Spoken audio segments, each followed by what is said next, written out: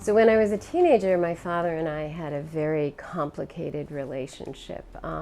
Both of my parents, I was not born in this country, I was born in British Columbia to parents who were both British. And as a little girl, my mother was homesick and we went back to England, and that's where we lived until I was about 4 years old.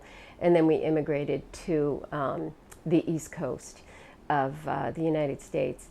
And my father did very, very well for himself. He went out in the world and, had arrived here with a hammer in his back pocket and started banging nails in Hartford. And by the time I was 15, he was the vice president of a huge commercial construction company in Philadelphia that was revamping the waterfront. But in the process of doing that, my mom sort of got left behind. And I always felt that, it was a feminist issue. She was at home taking care of kids, and I needed to go to bat for my mom. And so my father and I had a very troubled relationship when I was in my teens. And then by the time I was 20, he was dead. And so I never really got closure with him. I never really got to work through both the anger and the, growing and maturing and understanding how there's always really two sides to a story, and that it wasn't entirely what I thought it was when I was growing up. So this poem is for him. It's called Tapetum Lucidum, which means a mechanism of a shark behind the retina that reflects light back, increasing the intensity of the image.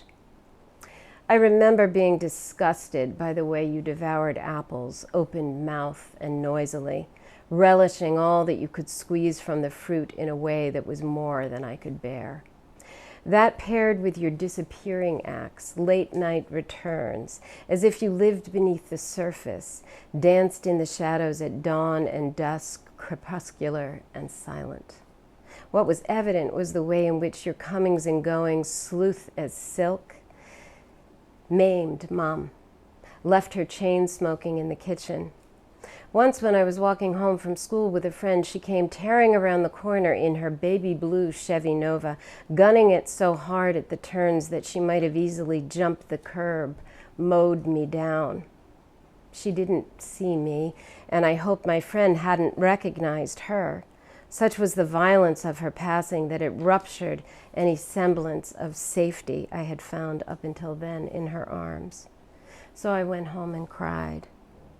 You had that effect on us, master surgeon that you were, Dad, staking out and taking out what you needed in the name of survival, life.